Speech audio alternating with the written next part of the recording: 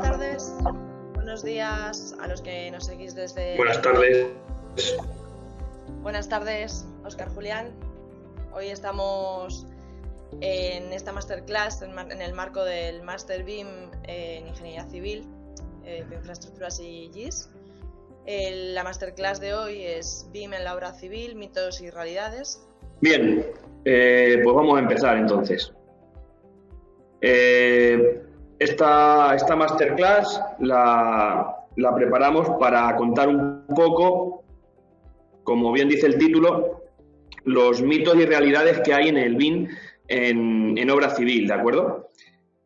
El BIM es una metodología que tiene muchísimos beneficios, pero no en todas las partes de los trabajos y de los diseños funciona igual. Una de ellas es en obra civil, todavía nos cuesta un poco introducirnos plenamente en el BIM, ya sea por temas de software, por comunicación, por coordinación o por temas de la tipología de los proyectos, ¿de acuerdo? Bien, pues vamos a empezar. Yo soy Óscar Julián, algunos ya me conocéis de otras ponencias, algunos estáis en el máster y para los que no me conozcáis, pues nada, soy Óscar Julián, soy BIM Manager del Departamento de Infraestructuras en Arús Madrid y Arús es una empresa internacional al nivel mundial tiene 87 oficinas, estamos ahora mismo en 34 países y somos más de 14.000 empleados, ¿de acuerdo? Un poco así de forma de presentación de la empresa. En España este año cumplimos 25 años, aunque no somos lo suficientemente conocidos todavía al ser una empresa inglesa, pero ya se nos va conociendo mucho más. Tenemos las siguientes disciplinas, aquí las podéis ver, infraestructura y geotecnia, estructuras, instalaciones, seguridad contra incendios, consultoría de transporte y logística, consultoría de fachadas, sostenibilidad, acústica, urbanismo y planeamiento y project management. Todos los que estamos aquí ahora aproximadamente somos en torno a los 150, alguno más, y nuestra experiencia es internacional. Todos los proyectos en los que estamos trabajando son proyectos internacionales, la gran mayoría. Tenemos algunos proyectos en España, pero desde que pasó la crisis aquí pues hemos tenido que empezar a colaborar con otras oficinas, a buscar trabajo en otros países y ahora mismo pues prácticamente el mayor porcentaje de trabajo lo tenemos fuera.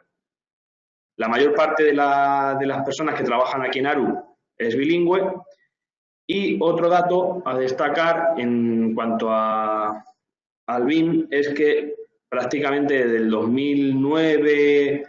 2008-2009 ya se empezaron a desarrollar proyectos mediante metodología BIM. A lo mejor no cómo se trabaja ahora, pero sí ya se empezó a meter software, a trabajar ya más en 3 dimensiones sobre todo, y luego ya se fue evolucionando a lo que se está haciendo ahora, hoy en día. ¿Cómo hacemos BIM en ARU? Bien, nuestro fundador, ARU, fue fundada por Sirobe Aru. Ya desde un principio estableció el concepto de arquitectura total. ¿Qué quiere decir esto? Pues un poco lo que comenta ahí en el speech que él dio. Arquitectura total implica que todas las decisiones de diseño relevantes han sido consideradas de manera conjunta y se han integrado en su totalidad por un equipo bien organizado. Este es un ideal por el que bien vale la pena luchar, porque la plenitud artística o la excelencia depende de ello. ¿Qué quiere decir esto? Que ya desde los inicios, uno de los primeros proyectos fue este que veis aquí, la Ópera de Sydney, ya son proyectos en los que ARU estaba trabajando, ya tenía un concepto de BIM, o sea, sobre todo el tema de la comunicación y de la coordinación, y que todo un equipo bien organizado llegaría tendríamos un proyecto de éxito. O sea, ya desde el primer minuto el fundador de la empresa ya sabía lo que quería. Por eso Arup, en el tema BIM, es tan importante. En nuestro día a día, actualmente, más del 60% de todos los proyectos que se están realizando en la oficina y en otras oficinas de Arup se realizan con procedimientos BIM. Lo pida o no lo pida el cliente. Puede ser que solamente se haga una parte de diseño en 3 dimensiones porque no haya que hacer un entregable, porque no haya que entregar un modelo o cualquier otra cosa que tenga información, pero sí que se mira todo el tema de coordinación y que todos esos proyectos estén bien realizados y tengan una alta calidad. ¿Cómo se consigue esto? Intentando trabajar con la última tecnología y intentando trabajar por lo menos como mínimo en modelos tridimensionales. ¿De acuerdo? La coordinación de Arup y el cliente. Para nosotros es importante que desde un primer momento, cuando un cliente contacta con nosotros, entender bien lo que va a querer. Por eso, el EIR, que todos bien sabemos, al final tiene que ser un documento que quede durante la entrevista para que podamos entender bien lo que el cliente va a querer. Es decir, que cuando él contacte con nosotros y nosotros hablemos con él, esté totalmente coordinado lo que él nos va a pedir. Con lo cual, quiere decir que cada modelo que se va a generar ha de ser producido para cada fase de proyecto. No podemos decir que, bueno, con un solo modelo no. Cada fase de proyecto va a ser diferente, con lo cual los modelos van a ser diferentes. También tenemos que empezar a definir ya desde un primer momento el nivel de detalle y el desarrollo de los mismos. No que a mitad de proyecto nos cambie. Con lo cual, desde un primer momento, que las cosas queden bien especificadas desde el primer momento. ¿Por qué? Porque todo esto al final, ¿dónde lo vamos a llevar? Lo vamos a llevar a un BEP, y aunque un BEP es un documento vivo, pero hay ciertas cosas que no podemos estar cambiándolas de un día para otro y de esta manera no puede ser, ¿de acuerdo? Todos estos requerimientos que se van a definir en este documento van a ser de obligado cumplimiento. Y el documento tiene que cubrir 3 áreas principales. La parte técnica, lo que es, como hemos dicho antes, parte del desarrollo y los niveles de desarrollo y detalle, los software que se van a usar o los formatos en los que se va a entregar, tiene que quedar muy claro.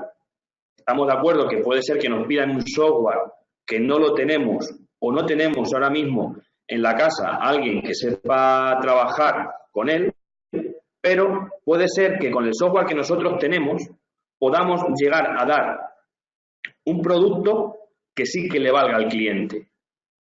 Todo eso tenemos que coger y tenerlo bien claro. Y tiene que quedar muy bien escrito y tiene que quedar muy bien especificado, de forma que la solución que se adopte estemos tanto el cliente como nosotros de acuerdo en ello. Todo el tema de gestión. ¿Cómo va a ser el proceso de la gestión de la información? Si va a haber un Common Data Environment, si va a haber, por ejemplo, se va a trabajar con ProjectWise, si se va a trabajar con Acones, dónde va a estar, si es un proyecto grande, sobre todo en la parte de infraestructura, dónde va a estar localizado ese Common Data Environment, o con el cliente o en los servidores de Arup. ¿Cómo se va? Toda esa estrategia tiene que quedar muy bien establecida. Comercial es otro área que tiene que definirse. ¿Cómo van a ser los entregables? Un poco lo que decíamos al principio. Tenemos un tipo de software, pero sobre todo en infraestructura. ¿Cómo van a ser los entregables requeridos y las fechas en las cuales, por ejemplo, vamos a tener ¿cuándo vamos a recibir la información? Por ejemplo, si es un campus en el cual tenemos edificación y tenemos una parte de obra civil al exterior, si es un campus grande, ¿cuándo vamos a recibir la arquitectura o el paisajismo de ese campus para nosotros poder empezar a trabajar con la obra civil?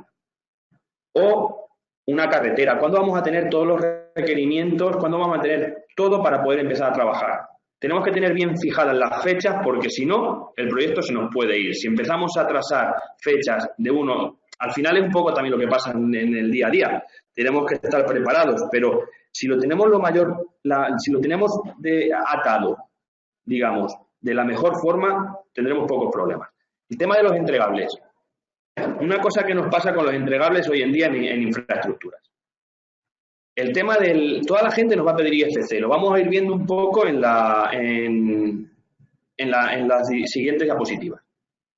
En infraestructura, entregar un modelo en IFC es un problema, porque el IFC no está preparado para entregar todavía en infraestructuras.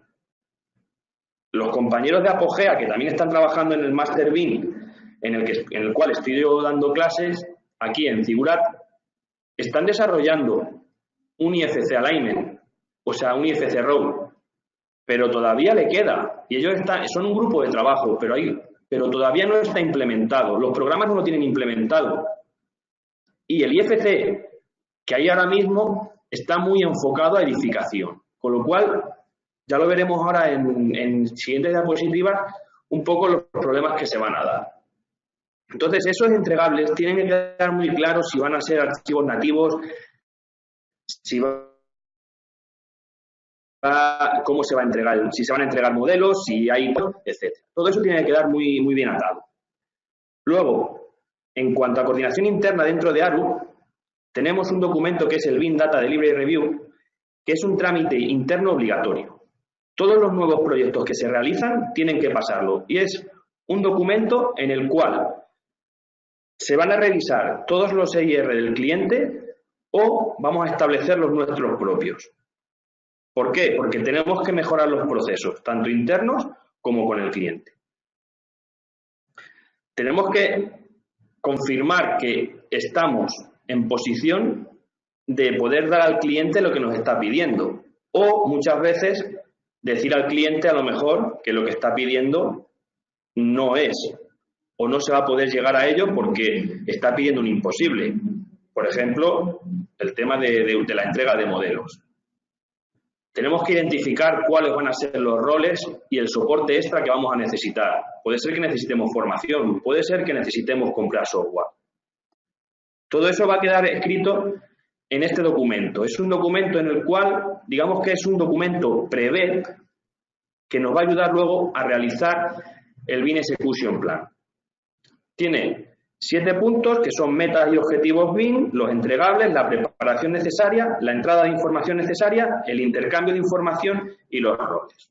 Las metas y los objetivos es un poco dónde vamos a querer llegar con ese proyecto, es decir, qué proyecto queremos entregar, cómo se va a entregar, ya empezamos a dejar claro, oye, vamos a entregar, por ejemplo, un proyecto en IFC, ¿vale? Que sepas que eso va a ser un IFC, vamos a tener que hacer un trabajo extra porque vamos a tener que usar programas puente para poder pasarlo. O, por ejemplo, si dicen, vamos a trabajar con Solibri para el tema de coordinaciones. Solibri puede ser un pequeño problema para infraestructuras, sobre todo para infraestructuras lineales. Si estamos trabajando con programas que no están publicando información en IFC, ya tenemos un problema. Solibri no lo va a leer. Preparación necesaria. La gente que tenemos trabajando tiene que estar totalmente preparada. Tenemos que saber si nosotros, cuando pidamos honorarios, tenemos que tener en cuenta que vamos a tener que dar formación a la gente. Todo eso al final nos va a dar el precio del proyecto y cómo acometer el proyecto. Lo que he comentado antes, el intercambio de información y todo eso también ya se empieza a preguntar. ¿De acuerdo? Luego, dentro de ARUP tenemos una herramienta que es la BIM Maturity Measure, que realmente es un medidor de la madurez de los proyectos y que nos mide la madurez BIM de cada proyecto. Como bien sabéis, todas las empresas decimos, y aquí también meto ARUP, ¿por qué no?, que tenemos una alta capacidad en BIM. Luego vas viendo lo que se va entregando y lo que se va haciendo y dices, pues va a ser que esto no va a ser así. Los hay mejores, los hay peores, los hay que son Champions League, pero los hay que no llegan en segunda división. Y resulta que vamos por ahí vendiendo lo que no somos. Esto estamos dando palo de ciego porque estamos engañando al cliente que está esperando otra cosa. También con esta herramienta vemos dónde está cada proyecto. Queremos que todos los proyectos sean casos de éxito. La única forma de ver eso es que tienes que tener un tope. Por ejemplo, esta herramienta mide porcentajes y el porcentaje que tenemos ahora mismo en ARUS es un 40%. Mínimo. Todo lo que sea por debajo de eso para nosotros o sea, no es un proyecto exitoso. Y también nos ayuda a ir controlando el avance de los proyectos.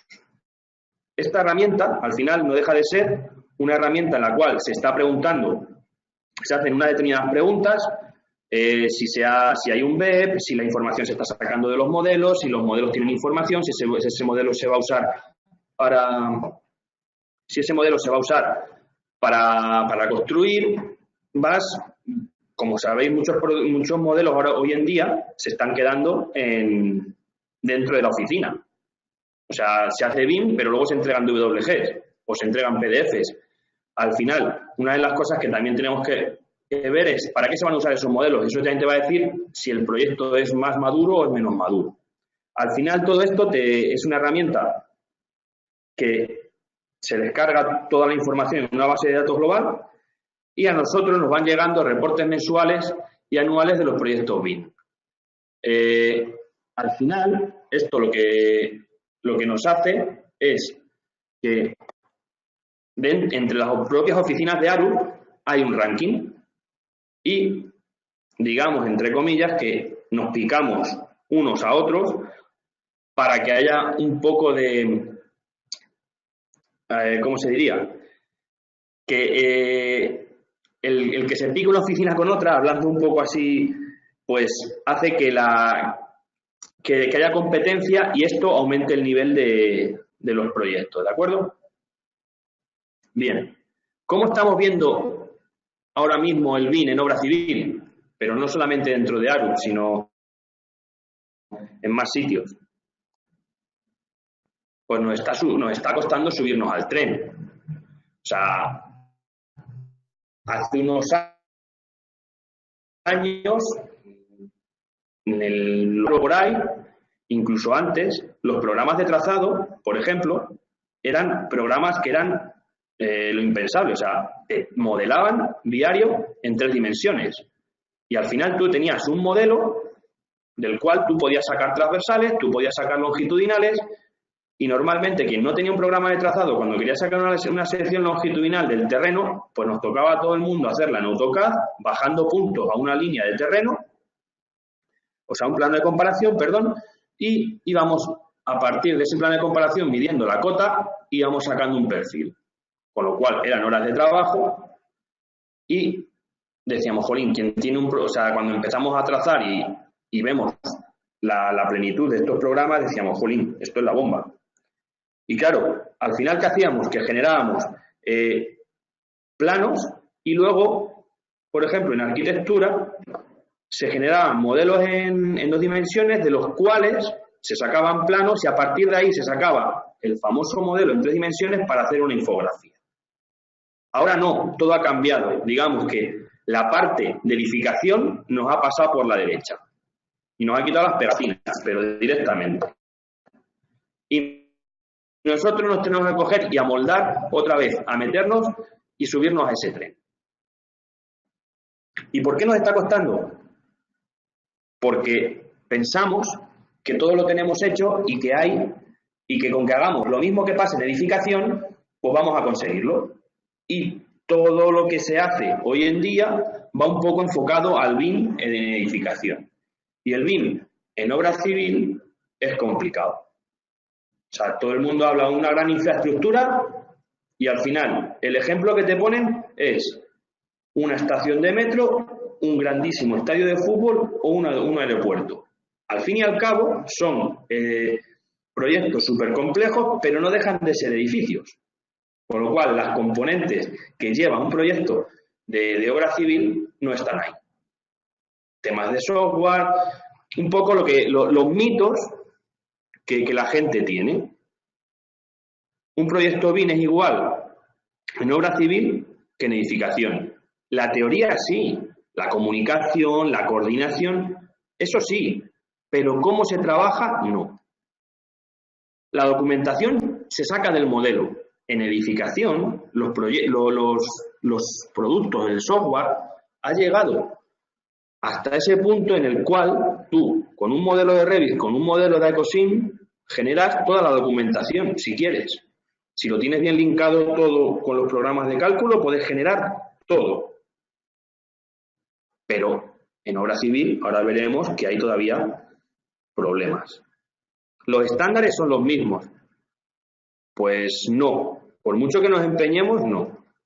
En normativas funcionan diferentes. Tú, por ejemplo, un edificio estás calculando, a lo mejor, o estás dimensionando tuberías con el código técnico, aquí en España. Pero cuando te pones a hacer, por ejemplo, las tuberías de drenaje exteriores al edificio en un gran hotel o en un aeropuerto, al final no funciona exactamente igual. Y los diámetros muchas veces, por diferentes temas, te dan, no coinciden y dices, ¿por qué puede ser esto? Un ingeniero de edificación, de instalaciones, pues dice, jolín, si a mí me está dando estos diámetros y resulta que luego los diámetros en infraestructura, en el modelo de obra civil, no tienen nada que ver y dices, pero bueno, ¿cómo puede ser? El otro día nos pasaba en un proyecto. En la parte interior se calculaba con el código técnico y la parte exterior se calculaba con otra normativa. Al final, ¿qué pasaba? Los programas de cálculo.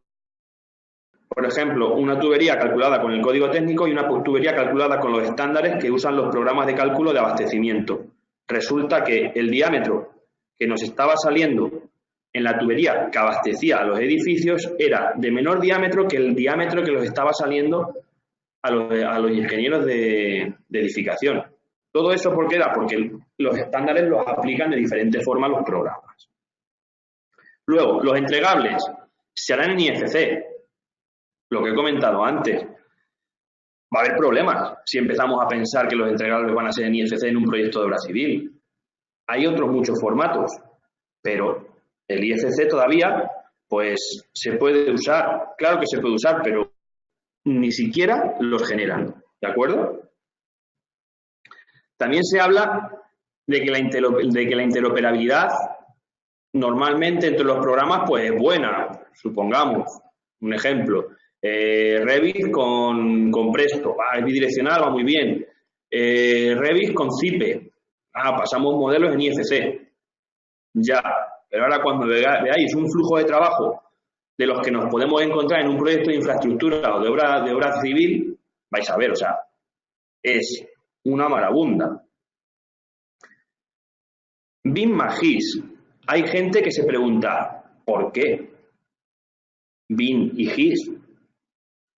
Vamos a ver, prácticamente, si empezamos a ir deshojando la margarita, podríamos llegar a que prácticamente son lo mismo. Lo que uno es al edificio y el otro es al exterior, a cartografías, a geografía. Tenemos toda la información ahí. Comparten la I de información. Son formas de trabajar con información en los elementos, al fin y al cabo. ¿De acuerdo? Vale, el BIM normalmente son modelos en 3 dimensiones, el GIS puede ser un modelo en 2 dimensiones, pero ese modelo tiene información. Todos sabemos usar Google Maps en nuestro teléfono. Eso es un GIS. Y según le das a determinados sitios, tienen información de un restaurante, de una estación. Eso es un GIS, es información. No es lo mismo que estamos buscando con el BIM, que toquemos a un elemento X y tenga información. Al final, nosotros nos vamos a apoyar mucho en GIS. ¿Cuáles son las realidades al final, viendo un poco esa lista de mitos? Que la tipología y las escalas de los proyectos no tienen nada que ver. Aquí os pongo el ejemplo de Crossrail con un edificio. O sea, ahí, por ejemplo, solamente si nos referimos a temas de coordenadas, tenemos que tener, o sea, el proyecto ya nos está cambiando, ya tenemos problemas con la curvatura de la tierra, cosa que no tienen en edificación. ¿Por qué? Porque son sitios mucho más acotados. cuando hacemos un proyecto en el cual tenemos modelos de edificación y modelos de obra civil, hay que ponerse de acuerdo con el tema de coordenadas. No puede ser que la gente del edificio ponga el edificio donde él quiere, donde él le venga bien, porque yo le cuadro así, porque me viene muy bien para yo modelarle, pero hay que tener en cuenta que hay unas coordenadas. Y tiene que estar coordinado dónde va a ir. De ahí que cuando se hace un proyecto en Revit tengamos el tema de las coordenadas compartidas.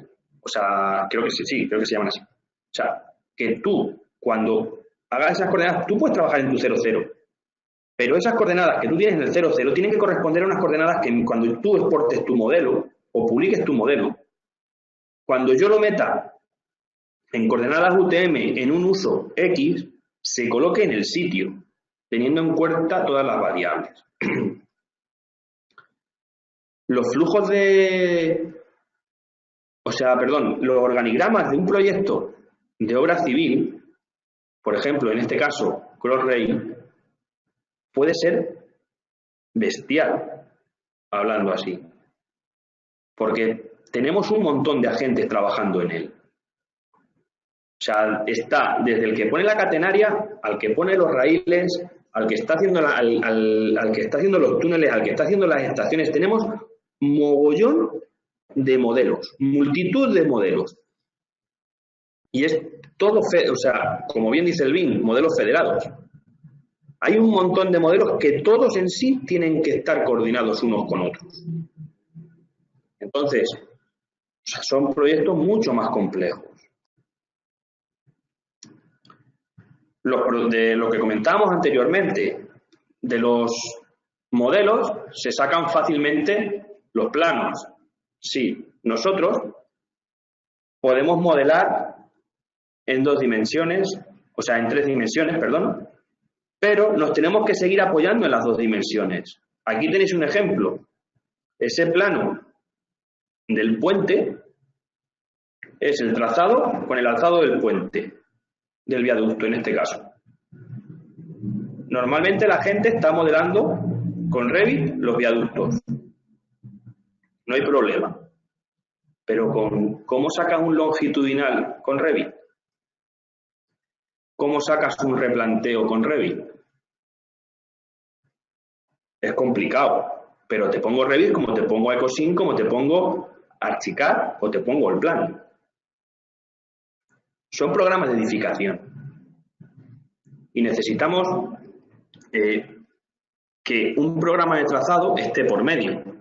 Al final, ese plano, ¿cómo se ha hecho? Apoyándonos en las 2 dimensiones, y tenemos que trabajar para hacer ese plano, sí, a partir de un modelo en 3D, que es el trazado,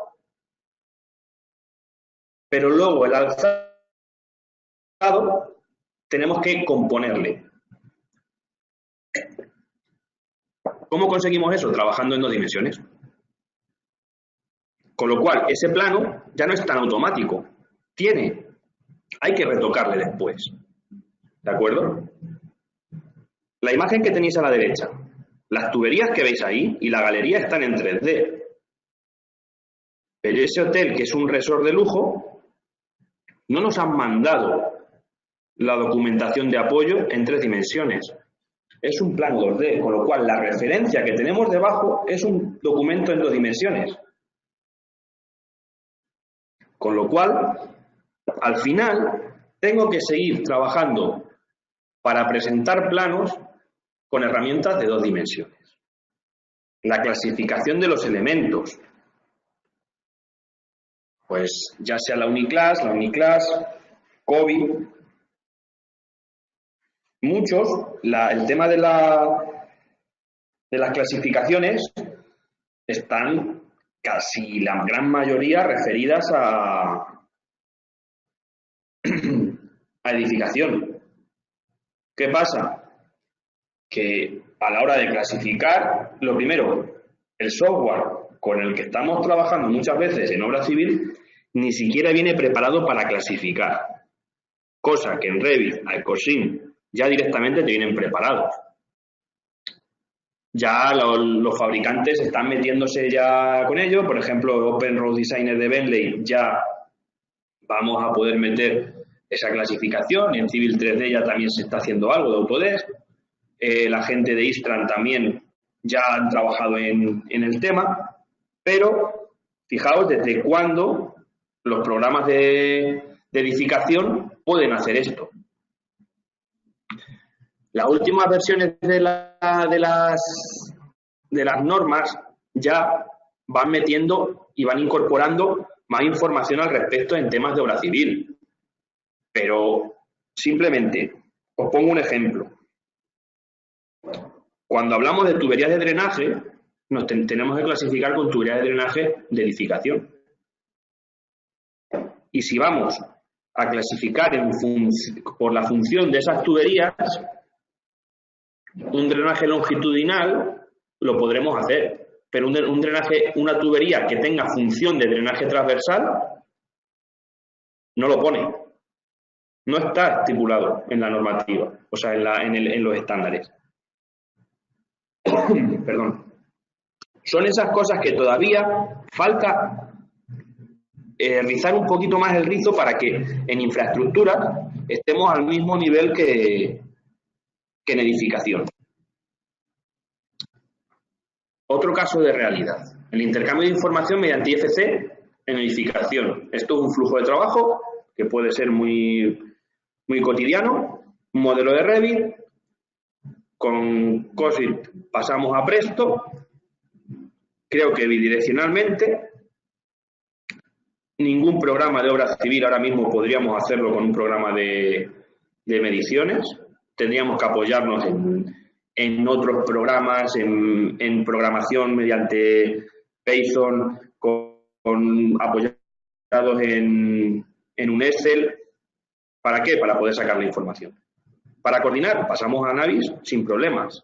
Y para calcular una estructura, por ejemplo, en este caso podemos intercambiar información con CIPE. En obra civil eso no es tan fácil, ¿de acuerdo? El intercambio de información mediante IFC en obra civil, pues sí, la gente nos lo va a pedir. Pero ¿dónde está el IFC efectivo para obra civil? Todavía no lo hay. Pero nos podemos apoyar en estos otros archivos. El LAN XML, el Shapefile, el Excel y el iModel. El iModel es un archivo, un contenedor de datos de Bentley. Sí, lo que pasa es que bueno, es un archivo que es propio de un fabricante, pero es un archivo muy bueno porque toda la información que está ahí guardada es un modelo en 3 dimensiones, pero ese modelo en 3 dimensiones tiene una base de datos la cual la puedes abrir con Excel, con lo cual de ahí puedes sacar mediciones, puedes sacar todo lo que quieras. Entonces nosotros al final, ¿cómo podemos intercambiar información con otro software? A través de esos otros formatos, ¿de acuerdo? El Shapefile es un archivo GIS, pero es un archivo GIS en el cual todos los elementos tienen información y podemos meter toda la que queramos, la podemos personalizar si queremos. El LAN XML para trazado es un archivo muy efectivo. Ahora mismo, es más, el IFC Alignment que acaban de sacar prácticamente es el LAN XML. Y el Excel que os voy a contar. Para mí, el programa BIM por excelencia es Excel. El intercambio de información mediante IFC en obra civil, bueno, nosotros aquí trabajamos con estas dos plataformas.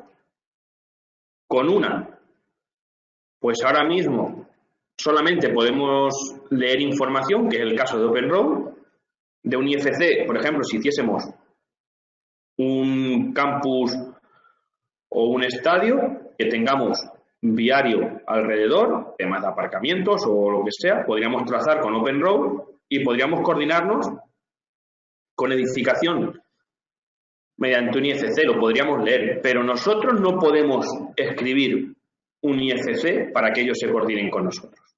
En Civil 3D, la gente me diga, sí, pero Civil 3D sí que lo hace. Igual, puede leer un IFC. Perdón. Pero, ¿por qué pongo esa línea discontinua? Porque el IFC que está Civil 3D publicando no es un IFC efectivo. Tenemos un montón de datos que son de estructura, ¿de acuerdo? Al final, el único IFC con el que podemos trabajar para intercambiar información, y es referida solamente a lo que es al trazado, a la alineación en planta y en alzado, es el IFC Alignment. Pero solamente la línea de eje y su alzado. Y eso lo puede hacer tanto Civil 3D como OpenRoad. Igualmente también lo puede hacer Istra, lo que pasa que, bueno, yo no lo he puesto aquí simplemente porque no trabajamos con él. Pero al final este IFC Alignment es el equivalente a trabajar con un LAN XML, en el cual el LAN XML podemos traer también terrenos y podemos traer también lo que es la alineación, tanto en planta como en alzado. Con lo cual, corredores transversales no se pueden exportar en IFC. Un corredor, si quiero coordinarlo con otro programa, uno que yo haya hecho, por ejemplo, en Civil 3D y le quiera ver en OpenRoad, tengo que exportar un modelo en 3 dimensiones en DWG 3D. No lo voy a poder ver. Por ejemplo, esto es un ejemplo de un proyecto que tenemos en Dinamarca. Es un poco lo que comentaba, los IFC están muy desarrollados para edificación, pero lo que es para obra civil no. Veis que ese proyecto se está haciendo con Civil 3D y Civil 3D exporta perdón, en IFC, pero no exporta las propiedades de los elementos que se quieren. Al final, ¿qué tenemos que hacer? Usar un programa puente. ¿Y qué programa es? Vamos a usar Revit combinándolo con Excel y con Dynamo. Volcamos la información en un Excel, la linkamos con Revit mediante Dynamo y generamos el modelo en 3 dimensiones en Revit. Y desde Revit lo pasamos a IFC para que en ese proyecto lo que se quería era la coordinación, hacerla con Solibri. La única forma de poder hacer eso era trabajar mediante hacer este puente mediante Revit. Bien, eso es una de las cosas que tienen que quedar muy claras con el cliente. ¿Cómo se va a hacer? Y decir, oye, esto nos va a costar hacerlo más tiempo. ¿Por qué? Porque tengo que pasar de un programa que no exporta bien a IFC, tengo que estar metiendo otro programa por medio para poder hacerlo. Este es un flujo de trabajo que podemos tener cualquier día en un programa, o sea, en un proyecto de obra civil. Es más, este flujo de trabajo le estoy dando y le estamos enseñando en el Master BIM de Figurat junto con Apogea. Dentro de la parte que estamos colaborando desde ARUS para dar esas clases y hablando con la gente de Apogea, concretamente con Agustín Jardí, esto es una cosa de estar buscando y todas las formas de poder interoperar entre los diferentes programas. Nosotros aquí en ARUS tenemos como principal programa para trazar OpenRoad, pero eso no quiere decir que no podamos trazar con Civil 3D. Perdonad. Pero fijaos, el IFC, como decíamos antes, solamente le tenemos desde Revit al programa de trazado y desde Revit a Civil 3D. La única vez que ya aparece el IFC Alignment es aquí para pasar de Civil 3D a OpenRoad y viceversa. Las líneas verdes son bidireccionales. Y de OpenRoad a Istran, igual, bidireccionalmente. Pero veis que también tenemos el LAN XML en ambos casos. Quiere decir que se puede usar perfectamente el LAN XML. O sea, me va a hacer el mismo trabajo. Si yo empiezo en la parte de preingeniería con Concept Station, que es un programa de trazado conceptual, o con InfraWorks, son similares, uno de Bentley y otro de Autodesk, al final yo voy a pasar archivos ITL, que son archivos de trazado de Bentley, y InfraWorks con Autodesk, la conexión que tienen interna a ellos, pero si yo quiero pasar desde Concept Station a InfraWorks, la única forma que tengo de pasar ese trazado es o vía LAN XML o pasarlo por OpenRoad y pasarlo en LAN XML para que lo lea InfraWorks. Y va a dar problemas. La forma más efectiva, pasar de OpenRoad a Civil 3D y de Civil 3D a InfraWorks. Pero fijaros que no es un paso rápido, hay que pasar de unos programas a otros. ¿De acuerdo? Ahora veremos algunos ejemplos de cómo, de estos flujos de trabajo, cómo van pasando. Por ejemplo, otra forma de pasar información desde OpenRoad a Civil 3D mediante un programa puente es mediante microdrainage, que es un programa de cálculo de drenaje. Si queremos pasar tuberías de aquí a aquí, tenemos de OpenRoad a Civil 3D, tenemos que pasarlo mediante microdrainage o mediante formato GIS SHP. ¿De acuerdo? Lo mismo nos pasa si queremos pasar información desde Civil 3D a los programas de cálculo de Bentley, que son los que estamos usando en la oficina de Madrid. O sea, tenemos que pasar por OpenRoad para que estos programas puedan leer a Civil 3D o directamente pasar a microdrainage, ya que estos programas lo podrían leer. ¿Nosotros cómo lo estamos haciendo ahora mismo? Pues OpenRoad y WaterCAD y SeaWorld trabajan bidireccionalmente a partir de un SQLite. Pero también podemos linkar estos programas con SHPs de GIS o con Excel. Con el SHP lo que podemos conseguir es una bidireccionalidad a 3 programas. El programa de modelado, el programa de cálculo y el programa de representación GIS. Luego, a la hora de coordinar, podemos coordinar bien, ya sea con Navisworks o con Navigator. ¿Cuál es el problema? Que aquí lo normal sería pasar archivos IFC.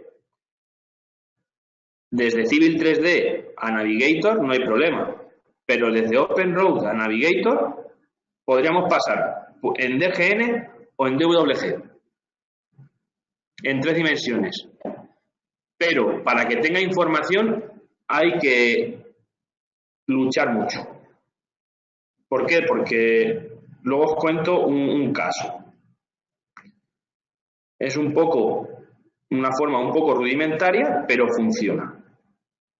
¿Qué hace OpenRoad para trabajar con Navigator? Exportar o en DGN o en LineModel, ¿de acuerdo? También desde WaterCAD y desde SeaWorld podemos exportar en iModel los primeros cálculos que hacemos en los proyectos mediante los iModel. O sea, con un LOD, por ejemplo, de 200 sin tener o 300. Ya podríamos exportar desde el programa de cálculo para poder empezar a hacer las primeras coordinaciones, ¿de acuerdo? Como veis, el flujo de trabajo es complejo, o sea, hay un montón de archivos para poder pasar desde OpenRoad a Revit.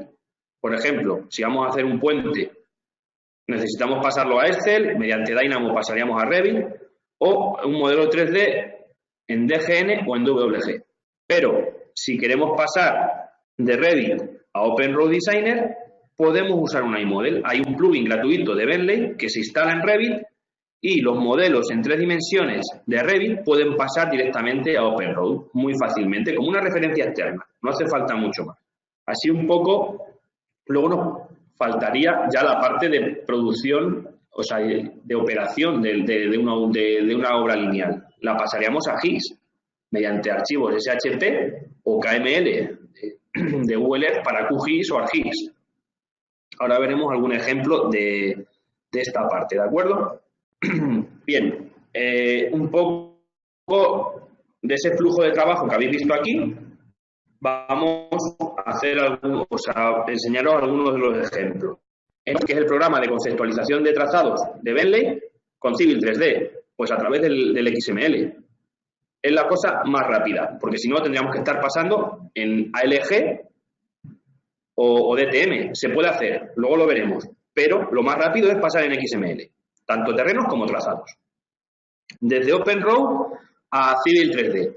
Podemos usar el IFC Alignment para trazados o el XML, o sea, el LAN XML para trazados y terrenos.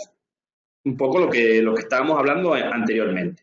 Pero Civil 3D tiene una herramienta muy buena y hay gente que no la conoce, que es el Translator, que al final lo que te hace es que te coge un archivo de Bentley, te lo sube a la nube y según te lo baja, ya te lo convierte en un DWG, en un eje en DWG para Civil 3D y viceversa. A partir de un DWG de Civil 3D que tenga el trazado, el eje, el terreno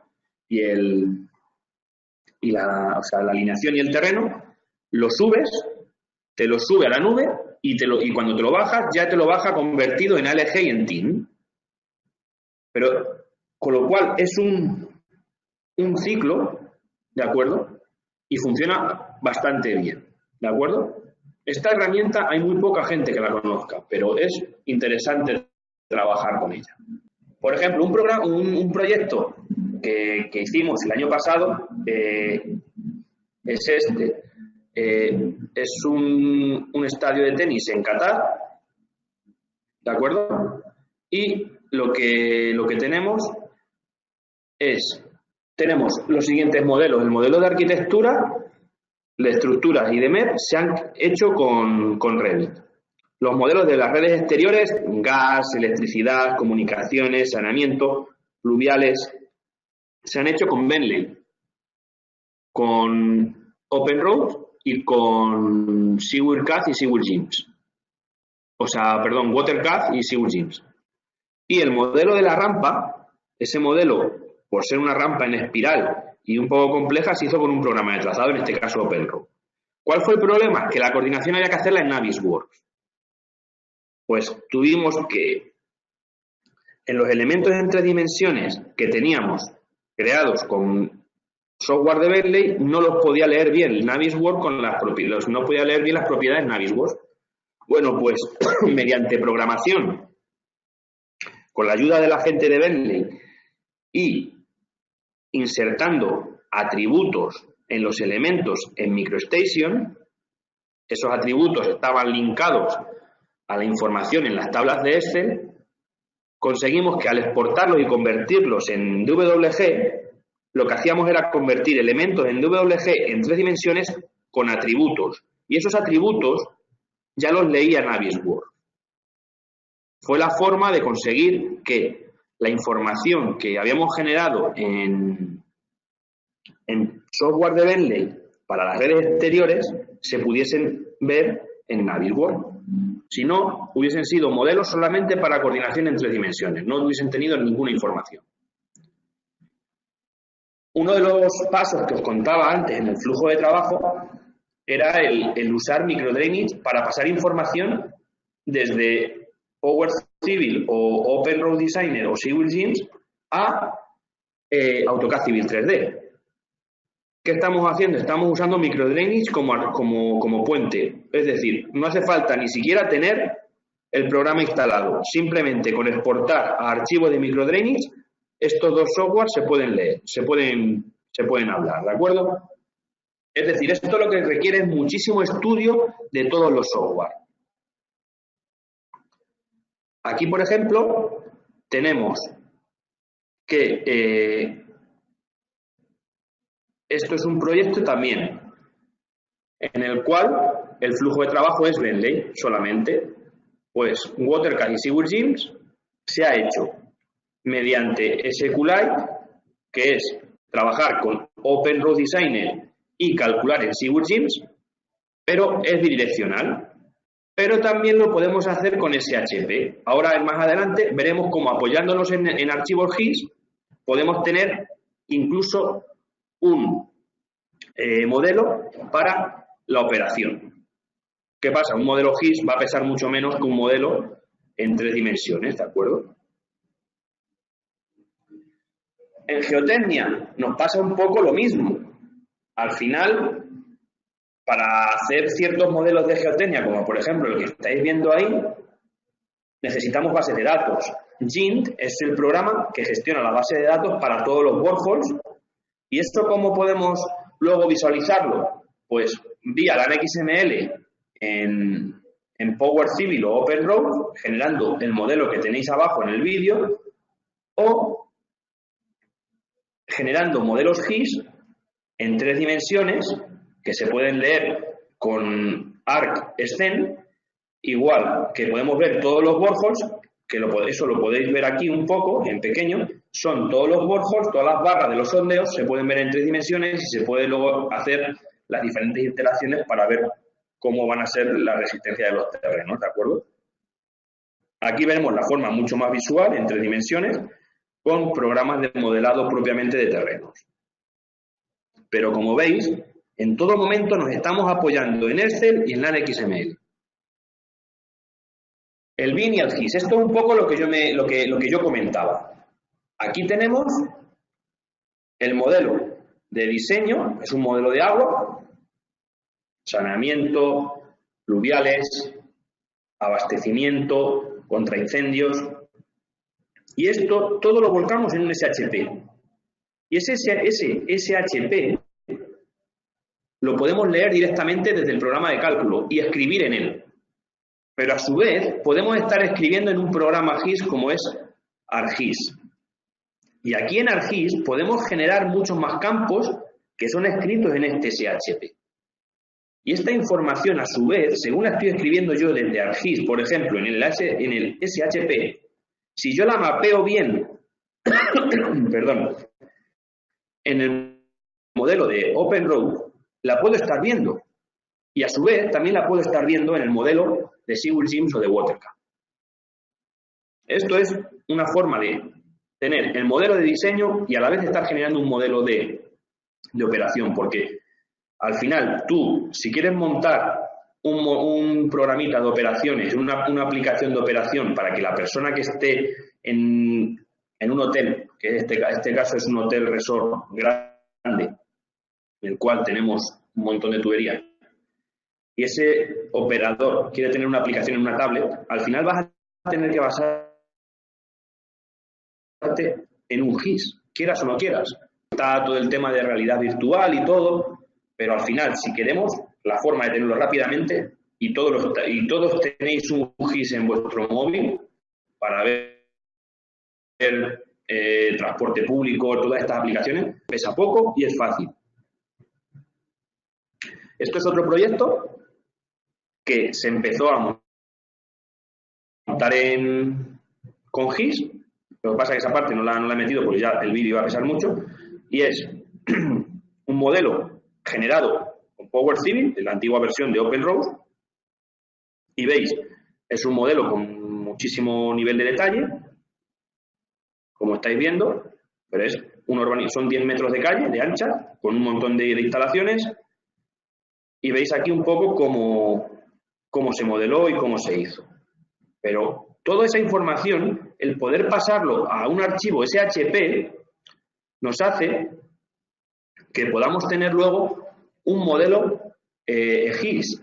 Y los modelos GIS hoy en día pueden ser en 3 dimensiones, no solamente en 2. Aquí lo veis. No tienen el mismo nivel de detalle, pero sí el mismo nivel de información. Incluso los podemos meter luego más en en el modelo GIS, ¿de acuerdo?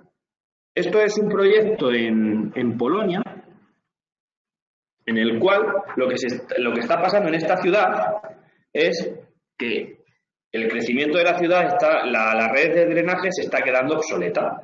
Entonces ha habido que hacer estudios en base a datos y esto se ha hecho con programas, o sea, programas de cálculo de drenaje, con programas, o sea, con información GIS, de forma que se viesen las áreas que se están inundando, dónde hay que actuar y los costes que puede tener todo esto y que está teniendo, y ver cómo se puede solucionar, dónde a lo mejor hay que meter drenaje sostenible, si no se puede reemplazar la red, o hay que ver otras formas en las cuales se pueda, o sea, ver cuál va a ser la solución, ¿de acuerdo? Entonces, Aquí lo que se ha hecho ha sido un modelo complejo, integrando cálculo hidráulico en una dimensión y en dos dimensiones de las aguas superficiales.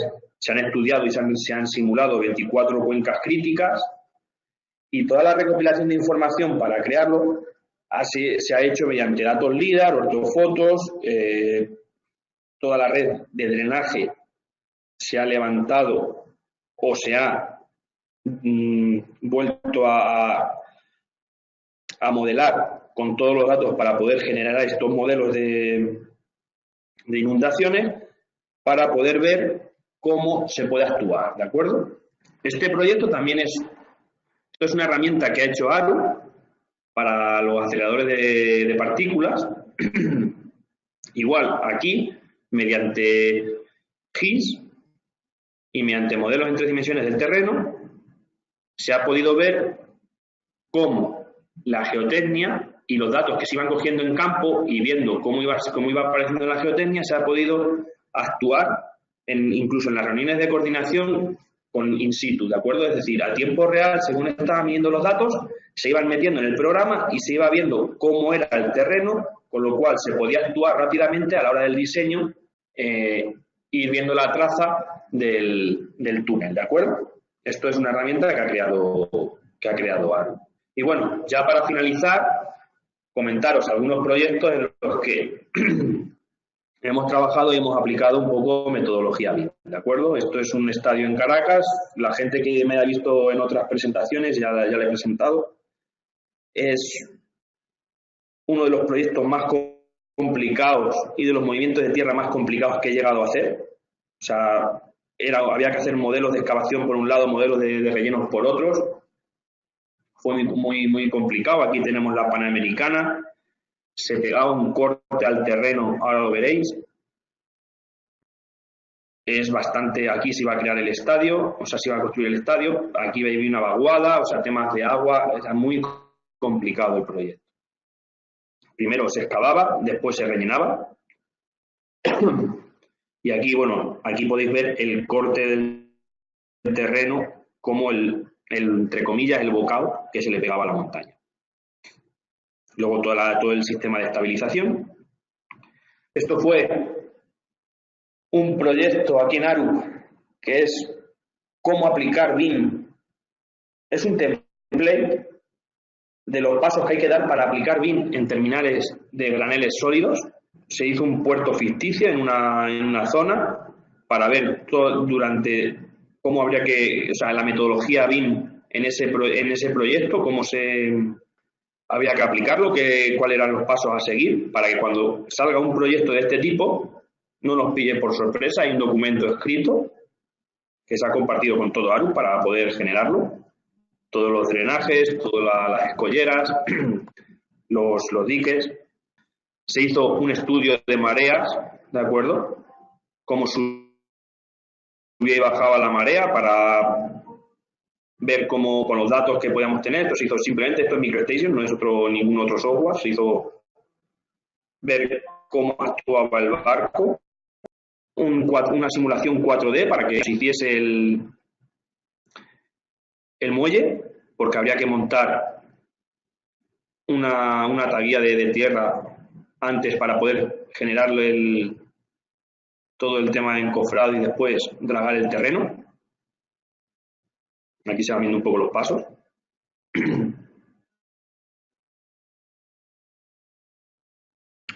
Y bueno, luego ya simplemente ver cómo actuaban,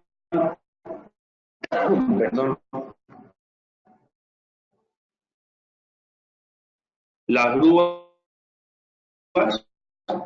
respecto de los barcos, de los cargueros en el muelle.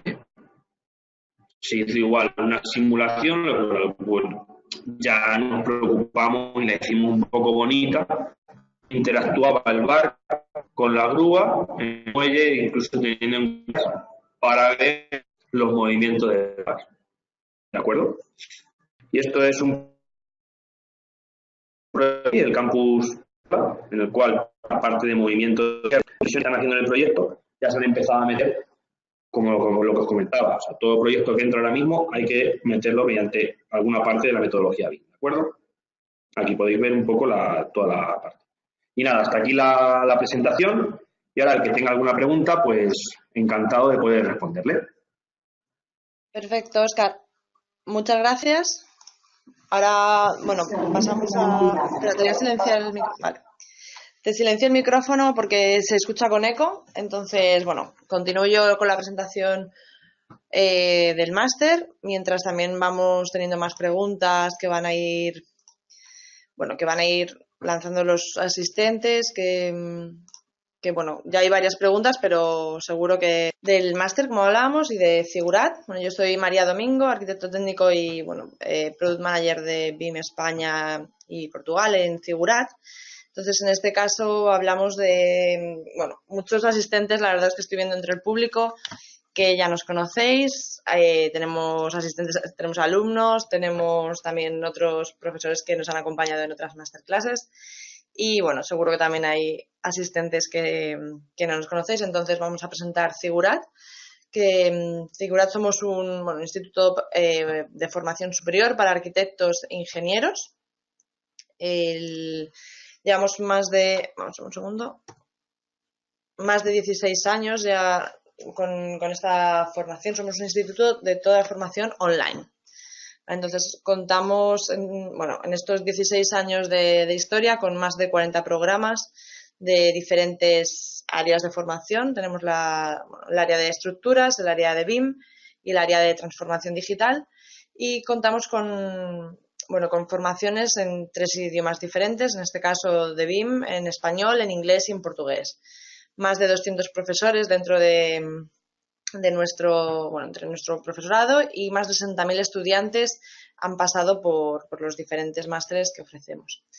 En esta ocasión la masterclass está enmarcada en el Máster BIM en Ingeniería Civil, Infraestructuras y GIS, que os voy a presentar el vídeo para que os hagáis una idea de la presentación, cómo se trabaja en el máster. Y bueno, seguimos. Entonces, el máster es totalmente online, 100% online, con 1 año de duración, y bueno, está creado por Apogea y BIM Academy, dirigido por ellos. Entonces, en este caso contamos con Agustí Jardí, Ignasi Pedernal, Jesús Valderrama y Ricardo Montaraz como directores, y dentro del profesorado tenemos diferentes perfiles multidisciplinares, en los que contamos con las empresas más importantes del sector y los profesionales también más reconocidos, como en este caso estábamos contando con Óscar Julián de Arup, que también está dentro del profesorado. Entonces, dentro del contenido académico, decir que todo el máster está estructurado en 3 recorridos, en 3 tipologías de obras: viarias, ferroviarias e hidráulicas, y a lo largo de todo el ciclo de vida de la infraestructura.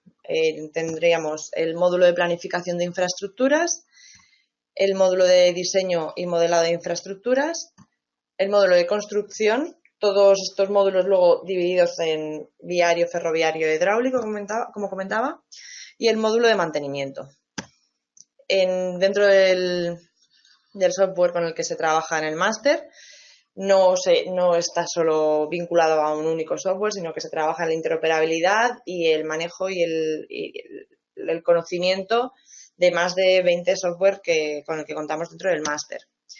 Todo se trabaja desde un punto de vista práctico. La metodología de Figurat, en este caso en conjunto con Apogea, es trabajar mediante proyectos reales, mediante la realización de estos proyectos de la manera más similar a lo que los profesionales lo van a trabajar en la vida real.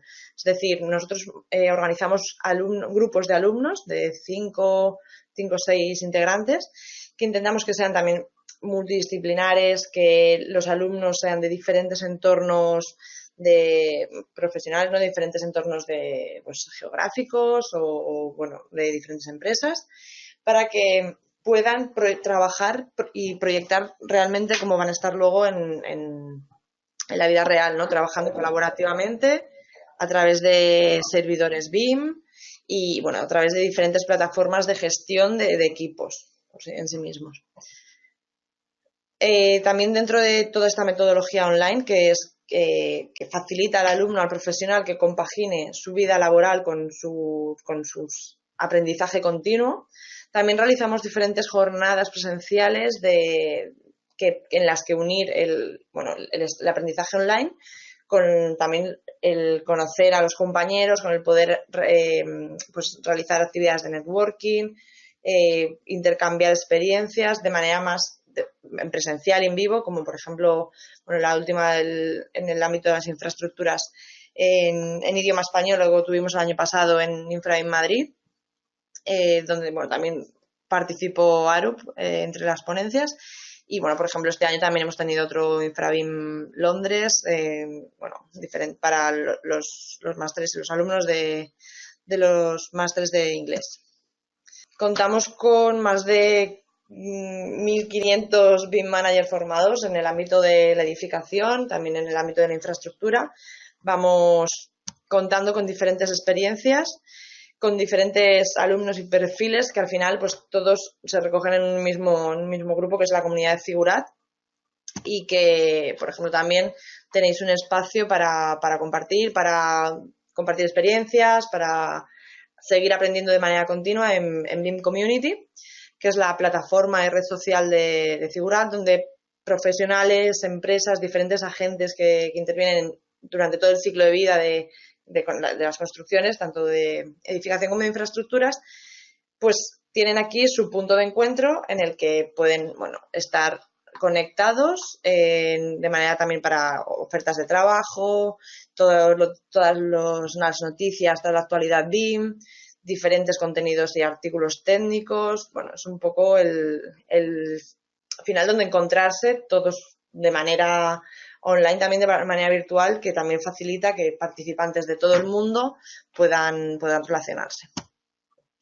Entonces ahora pasamos he ido rápidamente para pasar a las preguntas de la sesión que podéis enviarnos. Hay ya bastantes para Óscar, si también tenéis preguntas sobre cómo participar en el máster o cómo tenéis alguna consulta más adicional, ya que he ido también muy, muy rápido sobre el contenido, sobre la estructura del máster en sí, pues podéis hacernos estas preguntas. Comenzaremos ahora con unas cuantas, y las que no den tiempo, pues también os contestaríamos de manera personalizada. ¿De acuerdo? Entonces, Óscar, te vuelvo a... estarás por aquí. Voy a silenciarte otra vez el micrófono, porque es que se te escucha con mucho eco. Si te parece, leo la pregunta de los asistentes y te abro para que puedas contestar. O si prefieres, si no hay eco, prefieres leerlas tú, como quieras, Óscar. ¿Dónde no sé cuántas hay ni... Vale, pues te las voy leyendo, que las tengo yo aquí de manera visible, ¿vale? Se me está quedando muy pequeño. Vale, te escucho un poco entrecortado ahora, pero vale, intentamos. Entonces, Cristian Eduardo Matamala comentaba: hola, yo he probado desde el Civil 3D, primero exportar el sólido BIM y luego desde el archivo que contiene el sólido BIM exportar el IFC con la forma y geometría completa.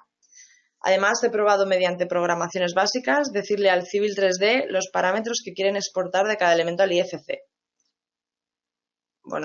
Creo que es comentar su experiencia. A ver, sigue lo mismo que con el drenaje realizado en el piping de Civil 3D. Acá no he tenido que exportar el sólido BIM. Directamente exporto el IFC desde Civil con la red de drenaje, y mediante una programación simple le digo qué parámetros exportar en cada elemento de drenaje. Óscar, creo que aquí más comparte la experiencia. No sé si quieres comentar algo. Sí, un poco. Al final, si queremos, por lo que veo, al final vienen a decir un poco lo que estoy comentando. Yo ya no he entrado en temas de programación, porque si nos metemos por ahí, pues sí que es verdad que que sería, o sea, no acabaríamos, pero al final, ¿qué pasa? Que nos tenemos que crear nuestras propias herramientas y tenemos que ver los flujos de trabajo que tenemos y cómo los queremos llevar a cabo. Al final, si tú puedes hacerlo de esa manera, pero fijaos un poco lo que estaba diciendo, al final no tenemos un archivo efectivo como pasa en edificación en el cual podamos apoyarnos. Por eso un poco la ponencia de mitos y realidades. O sea, realmente no tenemos un archivo en el cual apoyarnos y tenemos siempre que o buscar programación o trabajar con otro tipo de soporte o incluso lo que me estoy yo planteando ahora mismo. O sea, yo ahora mismo estoy planteándome hacer una formación de FME, que es un conversor de archivos que lee 400 tipos de archivos y puede escribir en la mayor parte, de hecho, o sea, lee los 400 y puede escribir en gran parte de ellos. ¿Qué pasa? Que con esa aplicación la tenemos aquí en la casa, pero yo ahora mismo no sé usarla bien, o sea, pues puedes coger y apoyarte en ella para poder conseguir eso que nos está faltando ahora mismo en los programas, ¿de acuerdo? Vale. Perfecto. Jordi Salvador también te hace una pregunta que ¿qué haces cuando no están los códigos en el estándar? Vamos a ver, o sea, cuando no están los códigos en el estándar, ¿qué hacemos? Pues o hablarlo con el cliente o pedir cómo se van a codificar. Eso, cuando no hay esa codificación, ya ahí entra la parte de decir, oye, ¿cómo quieres que te codifique esto? O establecer una codificación para el proyecto, que puede ser incluso no usar una codificación de las que hay, sino que si el cliente nos establece una codificación que él quiera, porque hay veces que la operación que va a querer hacer el cliente, si es, por ejemplo, una concesionaria de autopistas, pues puede ser que él tenga su propio estándar y codifiquemos con su estándar. Entonces, en ese caso, pues aplicar el estándar del cliente. Pero cuando no tienes codificación, pues o buscar algo muy parecido, siempre tendrás algún problema, porque puede ser que no lo haya, como bien dices, y si no, pues lo que te digo, hablar con el cliente y decir cómo quieres que te codifique esto. Al final es un poco lo que nos está pasando. De acuerdo. Otra pregunta que hace Ignacio Martínez, Óscar. Óscar, ¿puedes explicar con mayor detalle la forma de transformar DWG en archivos TIN y ALG?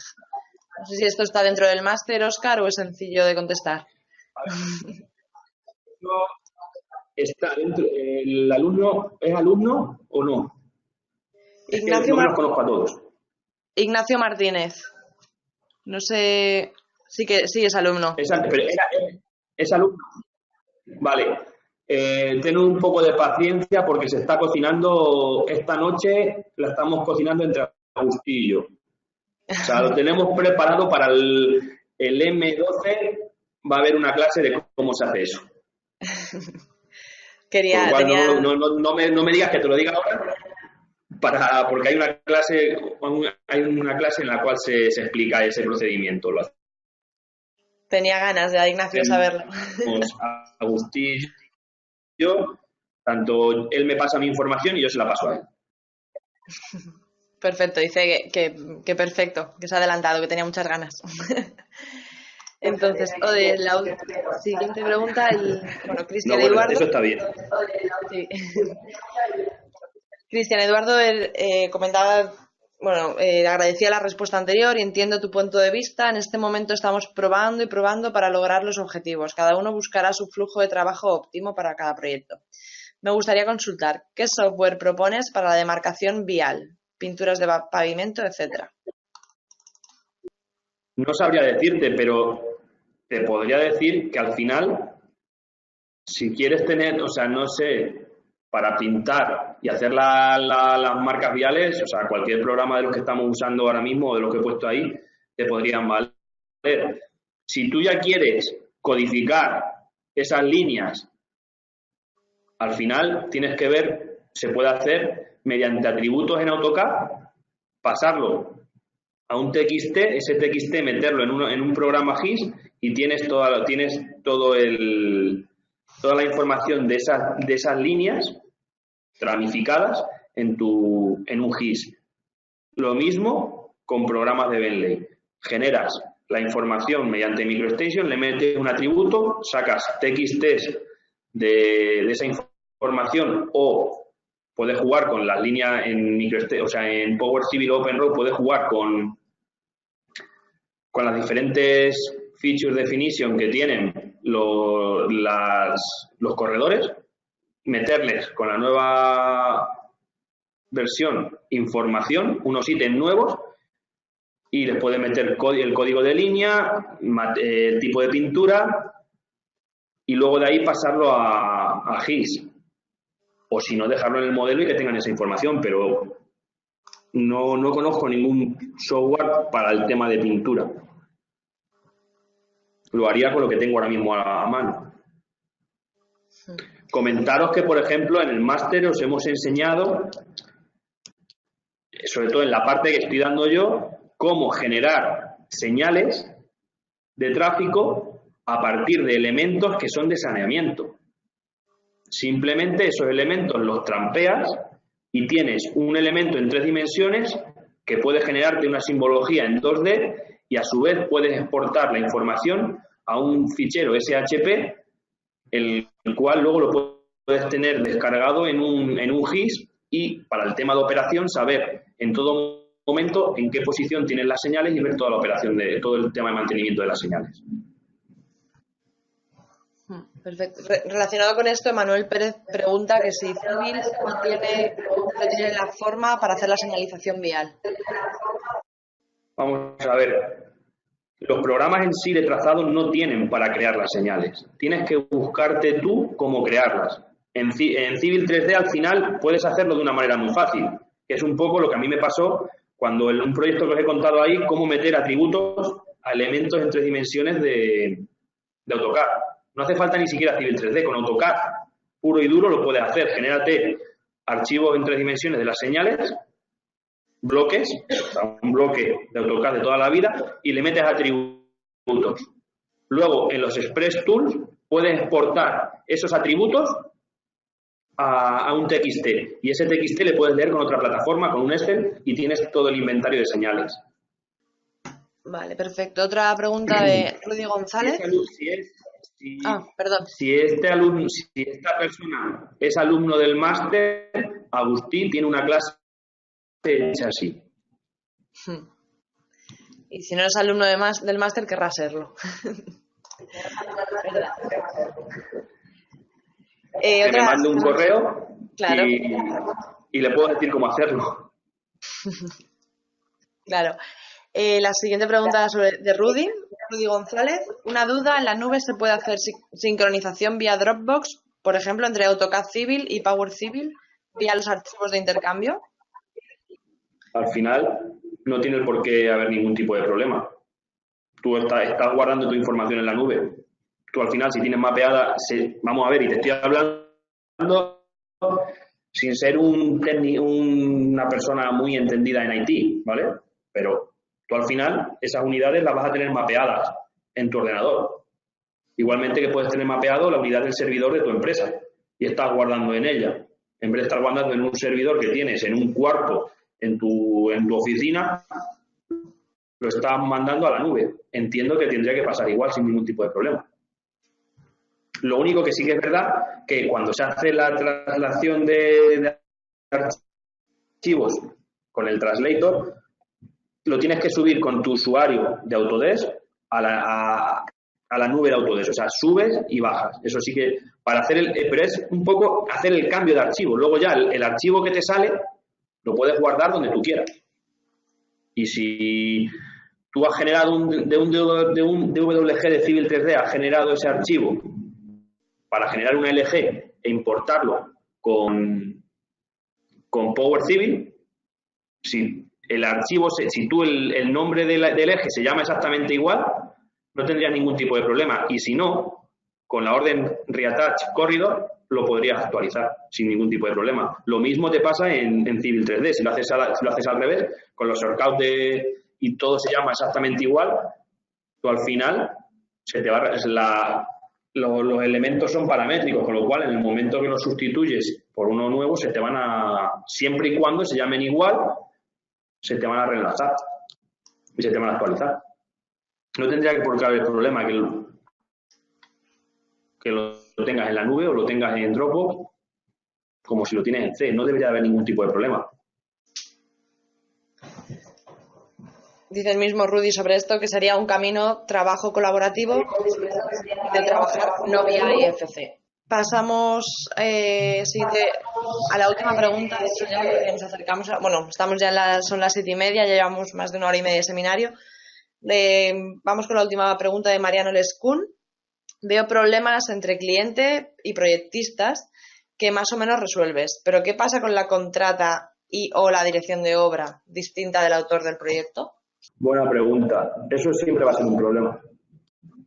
Y siento decirlo así, pero a no ser que hagas un proyecto, o sea, te ha hablado el cliente.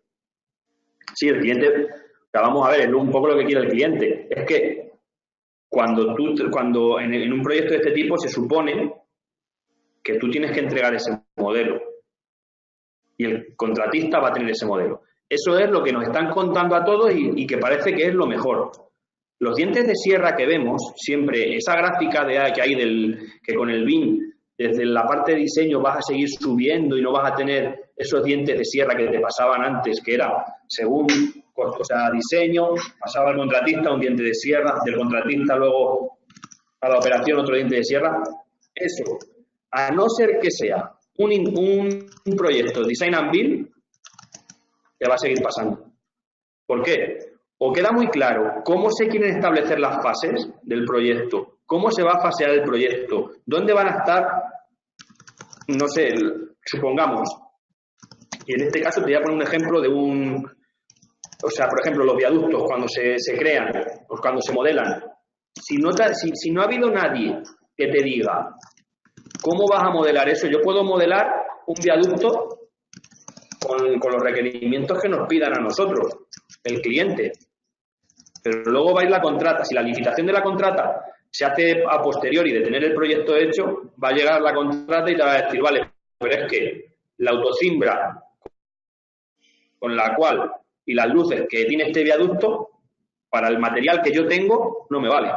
Por ejemplo, respondido así a grosso modo, ¿qué pasa? Que en ciertos proyectos lo suyo es que tanto el contratista como el diseñador estén a la par. ¿Eso dónde te pasa? En un proyecto de Design and Build, en el cual el contratista te está diciendo cómo quiere que diseñes ciertos elementos. ¿Por qué? Porque él tiene o el parque de maquinaria, o la maquinaria, o las cimbras, o lo que sea, en función de esa, o sea, en función de cómo él quiere trabajar y cómo a él le sale barato.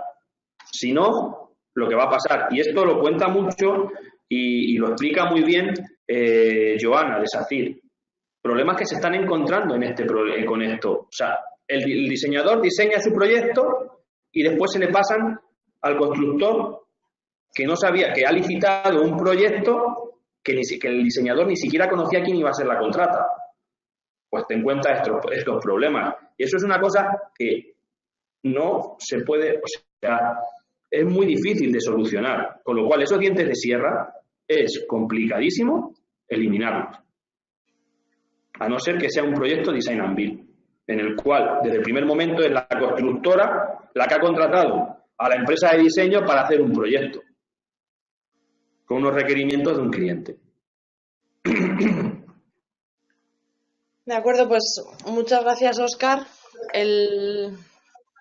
Bueno, hay si alguien quiere enviarme alguna pregunta. Si alguien me quiere enviar una pregunta, que le dejo el correo, es oscar.julian@aru.com. Y si no, bueno, en LinkedIn me pueden, seguro en LinkedIn estoy, y que me pregunten por ahí, y si les puedo responder, pues encantado.